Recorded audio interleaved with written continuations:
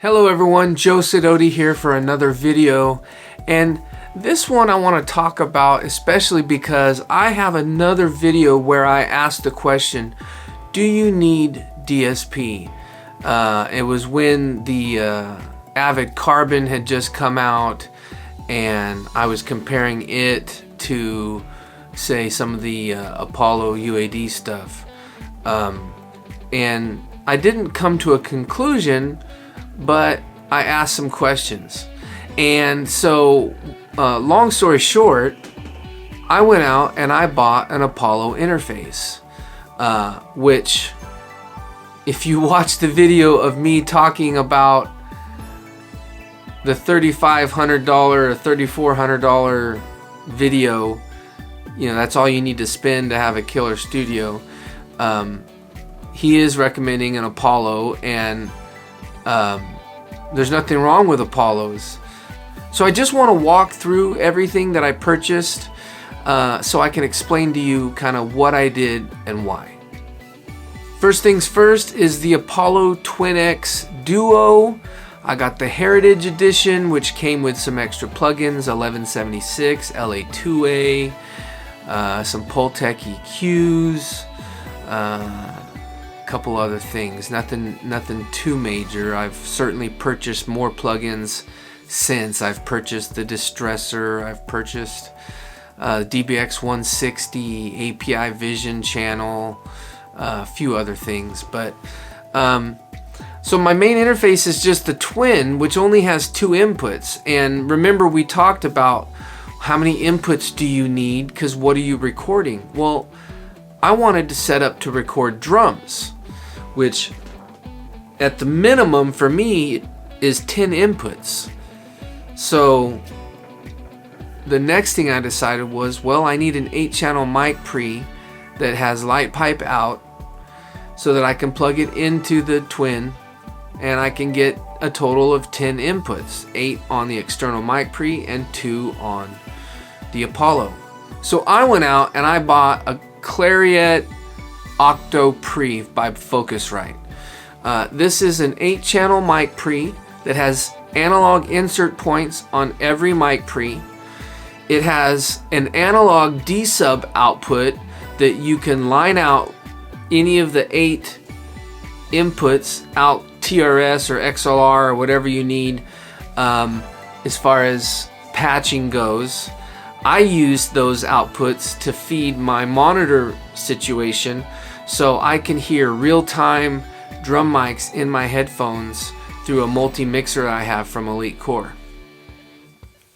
Anyways, the Focusrite mic pre is handling the bulk of the inputs: kick, snare top, snare bottom, hi-hats, tom 1, tom 2, and my ribbon mic on the crotch. It's one of my favorite go-to tricks now. It really thickens up the whole drum kit and I really like it.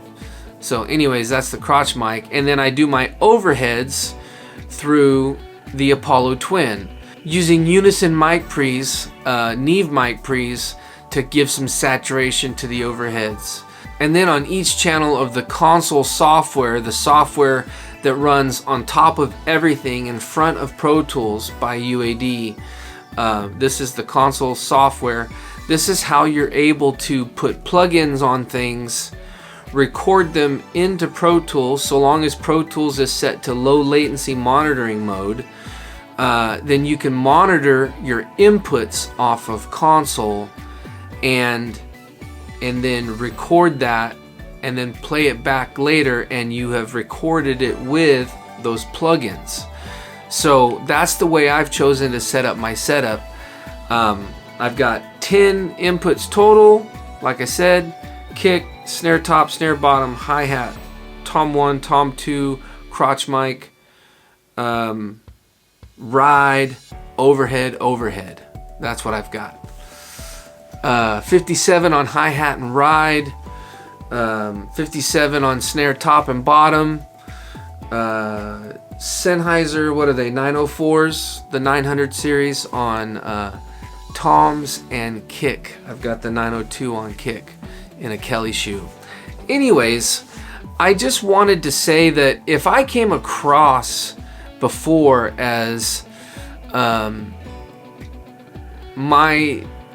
I was above needing DSP because computers are so fast, I hope I didn't come across that way. I really was truly just asking questions. But I have thrown some shade to people about the Apollo line, and I wanted to just kind of say, after using it for, gosh, about a year now, I really am happy, and that I'm able to monitor my drums in real time with plugins. That's just amazing, especially when it comes to tracking guitar. Maybe you've got a bunch of tracks, your buffer size is higher up just to get through the session, and so having the low latency monitoring turned on and monitoring through the console software, it's just great. There's no delay, and everything is recorded in sync with Pro Tools. It's really a great system. The plugins, let's talk about the plugins. They're too expensive. They don't sound better than any other plugin that's out there. They don't sound better than native plugins.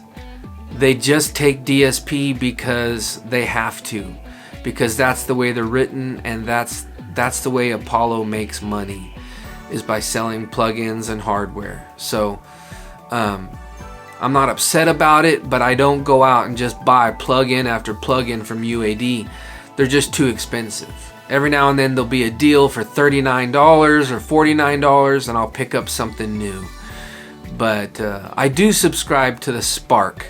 So I've got the full native line of UAD Spark plugins.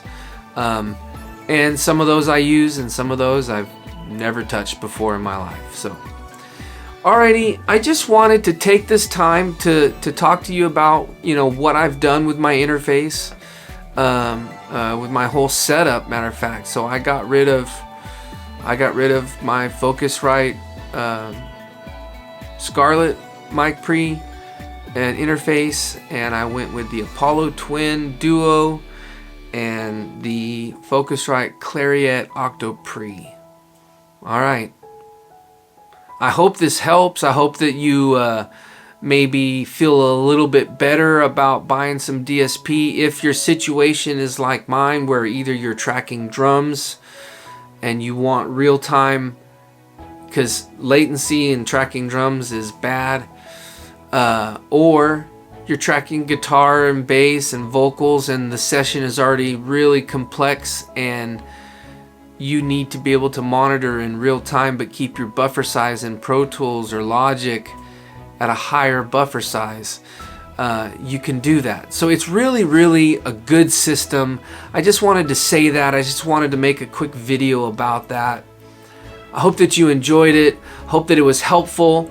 And please take a look at the videos at the end of this screen, right here and here. All right, take a look. Watch some more. See you next time.